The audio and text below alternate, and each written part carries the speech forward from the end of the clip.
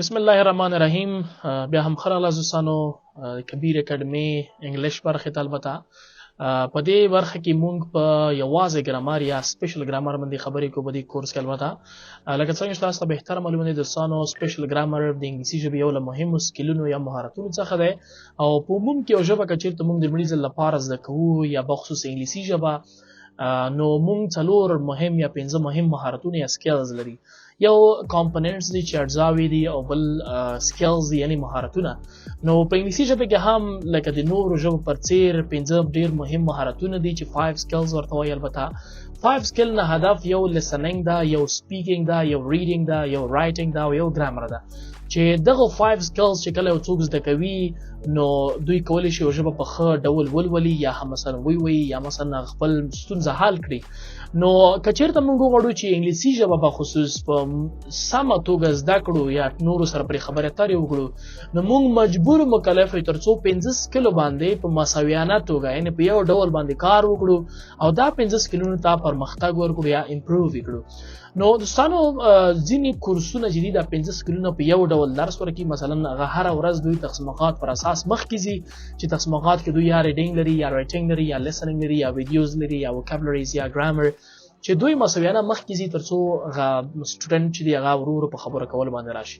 نو زموږ نننی کورس یا دغه کورس چې موږ نوی پیل کړی دوستانو دا یوازې په انګلیش یا سپیشل انګلیش باندې خبرې اترې کوو چې ځینې وخت داسې پیښیږي چې ځینې زده کوونکي مجبور دي تر څو کله چې یو کورس لولي د څو یعنې البته د میاشتو وروسته حتی د کلونو وروسته دې باندې پوهېږي چې مثلا ګرامر کې د ستونزه لري، دوی نشي کولی جمله په سمه توګه جوړه کړي، سټرکچرو کې ستونزه لري، یا مثال د ښه یوزج یا د مورد استعمال چې کوم ځای کې دغه کوم ګرامر فلانی ټنس کوم ځای کې استعمال شي هغه باندې نه پوهېږي، دې کې ګیچ وي یو ډول. نو دوستانو زما په نظر دغه کورس تاسو لپاره ځانګړی شوی دی او تاسو لپاره ډیزاین شوی طراحي شوی دی. موږ وغوښتل تر څو تاسو دغه خالیګاه هم په انګلیسي ژبه کې البته له منځه لاړه شي، یعنې موږ دغه وغوښتل تر څو د ډیل نه ماوراء یعنې بدون د ډیل نه یو جدا کورس البته د سپیشل ګرامر په نوم تاسو ته لانچ کړو. البته چې په دې کورس کې موږ د A to Z ګرامر باندې خبرې اترې کوو، یعنې هغه ګرامر چې موږ دې ته چمتو کوي تر څو یو ژبه بالاخره په سمه توګه زده کړو یا مثلا خلکو سره خبرې اترې وکړو یا هغه کمیونیکیشن سکلز باندې کار وکړو، یعنې کوم یوزج کوم ګرامر په کوم ځای کې سمه توګه استعمال کړو، په دې باندې موږ خبرې کوو. دوستانو د یادولو وړ ده چې زموږ دغه کورس چې البته لکه څنګه چې ما په پیل کې وویل چې موږ دغه ګرامر یا دغه سپیشل ګرامر کورس چې دی دا به اکثره ګرامري موضوعات کور کوي چې په دې سره به ځینې اګزامپل یې ځینې سټرکچر یې همدغسې ډېر مهم مسایل چې تاسو سره وکولی شو په ډېر اسانه توګه انګلیسي ژبه در زده کړو. نو دغه ټول تمرینونه او د ګیمونو په مرسته د تمرینونو په مرسته او د محاوراتو په مرسته د بیلګو یا مثالونو په مرسته موږ وکولی شو چې دغه کورس البته ډېر په اسانه توګه تاسو در زده کړو. دوستانو زموږ دغه کورس البته سپیشل ګرامر لکه څنګه چې ما مخکې ویلي چې ټول ګرامري موضوعات به دوی دغه کور کوي چې زموږ تاسو پوهېږئ چې ګرامر عموما چې شروع کېږي ټنسز یو بېله برخه ده، زمانونه چې دي په یو ژبه کې 12 ټنسز دي. نو موږ به ټولو ټنسز باندې ډېر په مکمل مفصل ډول خبرې کوو، دغو تعریفونه به لولو، یو نه دوه درې تعریفونه به لولو، دغه سټرکچرز به لولو البته او چې څنګه مثال جوړ کړو، دغه تعریفونه به لولو چې څنګه وکولی شو چې مثال موږ دغه تعریف یعنې دغه کوم ځای کې یوز کو دغه فلانی ګرامر یا فلانی موضوع. البته دغه ټنسز چې دوستانو تاسو بهتره پوهېږئ ټنسز چې په درې کټګوري ویشل کېږي، یو پاست ده یعنې تېره زمانه، یو پریزنټ ده اوسنۍ یا هم راتلونکې زمانه ده، چې په دغه دریو زمانونو کې څلور ټنسز نور دي. مثلا پاست ټنس، پاست کنټینوس ټنس، پاست پرفیکټ ټنس، پاست پرفیکټ کنټینوس ټنس، دا څلور زمانونو باندې موږ مفصل ډول انشاءالله خبرې اترې کوو. همدغسې راځو پریزنټ زمانې ته، اوسنۍ زمانه، سمبل پریزنټ ټنس، پریزنټ کنټینوس ټنس، پریزنټ پرفیکټ ټنس، پریزنټ پرفیکټ کنټینوس ټنس، دغه څلور زمانونه. او دغسې په فیوچر زمانې راتلونکې زمانې کې څلور زمانونه نور دي. په هر دریو کټګورۍ کې په ټوله کې 12 زمانې لرو، په هر درې کټګورۍ کې څلور زمانونه کېږي، لکه سمبل فیوچر ټنس، فیوچر کنټینوس ټنس، فیوچر پرفیکټ ټنس، فیوچر پرفیکټ کنټینوس ټنس. هندوستانو دغه ټول مسایل موږ په دې ټنسونو کې کور کوو. دوستانو چیرته چې ټنسونه کله خلاص شول بیا به موږ دغه ټنسونو پسف یا مثلا مجهوله طریقه وایو چې هغه ورته پاسیف وایس وایي. البته پاسیف کې موږ ټول ټنسونه ټول مهم موارد به پاسیف وایس تاړو چې دا ډېر د انګلیسي ژبې اډوانس یا پرمختللي ګرامر بل برخو څخه دی.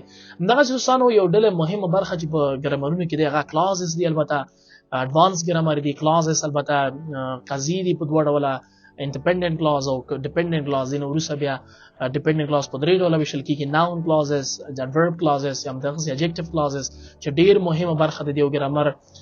که چېرته موږ وغواړو مثال په غیر مستقیم ډول یو ژبه زده کړو نو ګرامر باندې موږ ډېر صحیح کار وکړو اساسي باید ګرامر زده کړو. نو دغه کلاسز به هم موږ ټول ډیټیلز او ټول هغه مسایلو سره لولو قوانینو سره او هر څه سره سټرکچرو سره دغه کلاس موږ ولو. همدې موارد دی نه دوستانو موږ بله موضوع لرو چې پارټس اف سپیچ ورته ویل کېږي.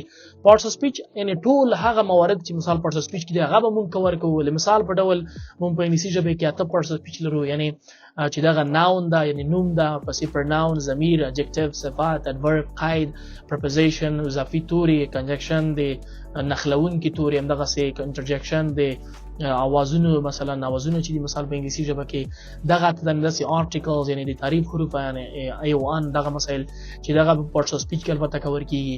نو دوستانو په ټوله کې موږ ویلی شو چې نوره ورډ سټرکچر دی begin to be supposed to have to has to همدغسې be required to یعنی داسې نور ډېر سټرکچر دی چې هغه په انګلیسي ژبه کې په ګرامر کې ډېر رول لري هغه باندې به هم خبرې اترې کوو. دوستانو په ټوله کې موږ ویلی شو چې موږ دغه سپیشل ګرامر کورس چې البته ټول هغه ګرامري مسایل چې دی هغه به کور کوي یعنی د A څخه یعنی د الف څخه تر یا پورې کوم ګرامر چې په انګلیسي ژبه کې دی او بالاخره یو زده کوونکی په انګلیسي ژبه کې د خبرې کولو لپاره چمتو کوي په دې ټولو ګرامرونو باندې موږ خبرې اترې کوو. نو زه هیله لرم چې انشاءالله تاسو دغه کورس کې موږ سره ونډه واخلئ او ټول ګرامر په سمه توګه زده کړئ. او مهمه دا خبره ده چې موږ د دې کورس سره وروسته سپورټ هم لرو. البته هغه څوک چې په دې ګرامرونو په دې درسونو کې ستونزې لري مشکلات لري دوی کولی شي موږ سره اړیکه ونیسي.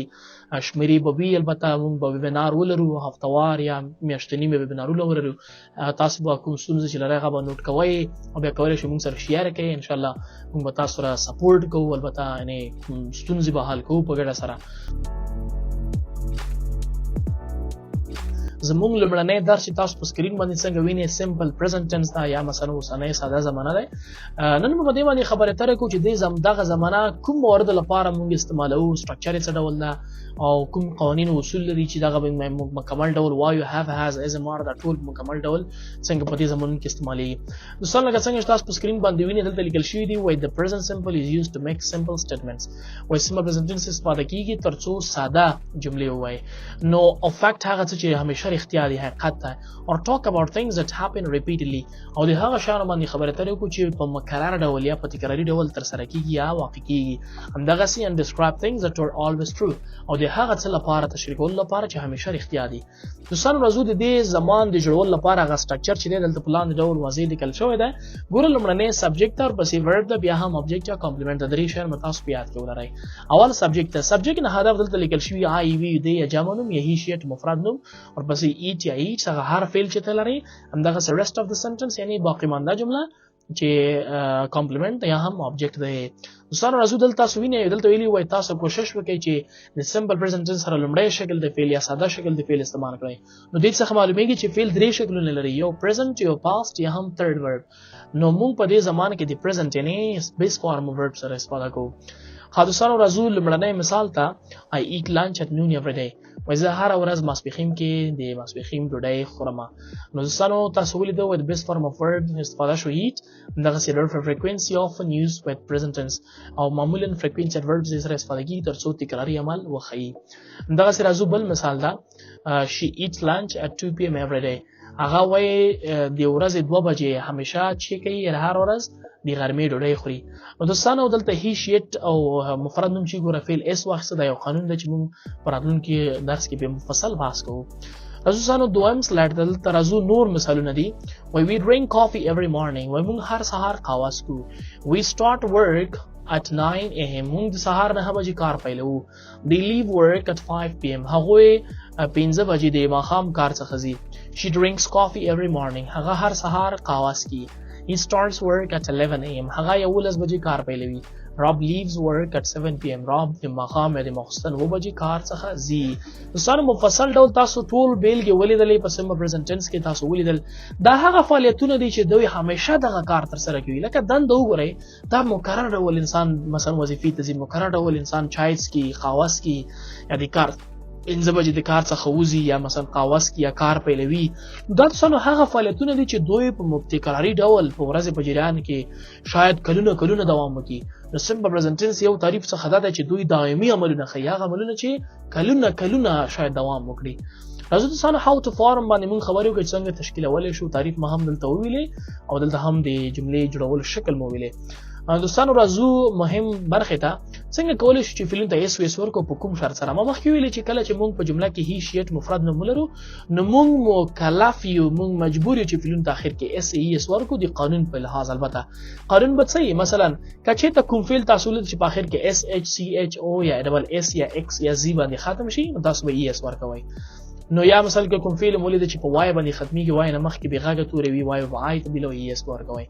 نو دا د معمول په تور باندې دا یو قانون د سمبل پرزنت ټنس کې چې موږ باید مکلف یو دغه زده کړو. ګوره تاسو I go to bed مشکل نشته، خو کولی he goes to bed به اس وی اس ورکړای نه هغه خو ولته تخت ازي مثلا نه وې دي کی ګوره اس وی اس ورکړای ځکه په باندې خلاص شوی. I finish work مشکل نشته، خو کوي چې he finishes work بیا باید اس وی اس ورکړي. همداسي I watch TV مشکل نشته، کوي she watches TV باید اس وی اس ورکړي. I cross the road she crosses the road. I fix cars she fixes cars. Their phone buzz all day his phone buzzes all day. ګوره چې جمع ده نه د اخیسته کله مفرد وي نو دا قانون دی کې اپلای کی. همدغه نور مثال نو ګورئ Tom does the dishes every evening. وای Tom هر ماښام البته ظرفونه مینځي. همدغه she teaches English to 6 students. هغه شپږ زده کوونکو ته درس ورکوي. He washes the windows on Fridays. هغه د جمعې په ورځ کړکۍ مینځي. He blushes when he's embarrassed. حدثانو دغه قانون البته اصول چې موږ څنګه کولای شو اس ویس فعلونو اخر کې ورکړو. common mistakes ترازو یعنی هغه عام جملې دا دي دوستانو چې اکثره وخت موږ هی شیټ لرو په جمله کې خو فعل دا اس ویس نه ورګي. لکه داغه مثال ګوره دا اوس صحیح دی اس ورکړی خودل دې نه ورکړی دا غلط ده. یا مثال د آی سره مثال دوی فعل اس ورکی نو کچرته تاسو وینئ دوستانو کچرته ډو ډز دي مثبت جملو کې راغلي تایید لپاره د تاکید لپاره البته دی وخت هم تاسو اس باید ورنکړئ. لکه he starts work at 11 he start work دا غلط دی. I eat lunch I do eat lunch نو دلته هم مشکل نشته تاسو البته اس ورکړئ ځکه آی خپل مفرد دی. دوستانو راځو از ام ار په سمبل پرزنت ټنس کې هغه اعمالو دغه حالت موجودیت دی. وای بی is an important verb with an irregular present simple form. ګورئ I am 25 years old. نو زه 25 کلن یم. You are a chef تاسو اشپز. he is happy هغه خوشاله دی. دا د to be verb استعمالول دی البته چې شکل دا دی subject to be verb بیا هم complement the rest of the sentence. I am happy, you are happy, she, he, it is happy, we, they are happy. کچې ته سوال کوي to be سره تر وړي، کچې ته منفي کوي د to be نور سره not سره کوي. د سانو راځو نور مثالونه ده. I'm a doctor زه یو ډاکټر یم. there are students هغوی زده کوونکي دي. my grandma is 92 years old. زما نیا البته 92 کلنه دی. we are late for work موږ باندې ناوخته کار ته. he is American هغه امریکایي دی. او ربی 7 years old ربی و کلن دی. نو دوستانو موږ یو بل برخه لرو کنټراکشن اختصارات دي چې to be څنګه کولای شو اختصار کړو په دې ډول سره البته is or او is یا هم ام دې ډول سره کیږي چې البته ا لمنځي کا یو اپوسټروفي ورکول کیږي.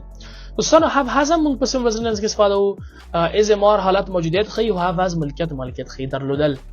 have in the simple present. ګورئ have is an irregular verb. the third person singular form is has not have.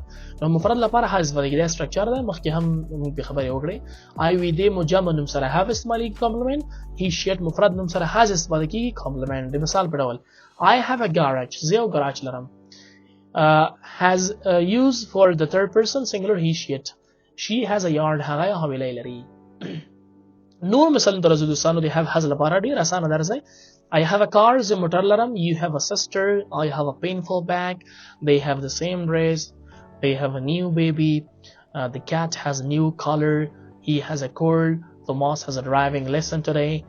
Jack has a bad headache or Sarah has coffee with Tom every Tuesday. او سارا د Tom سره هر شنبه قهوه سکي. دا هغه simple present tense لپاره دی. البته چې have has هم جدا استفاده شو او is هم جدا استفاده شو.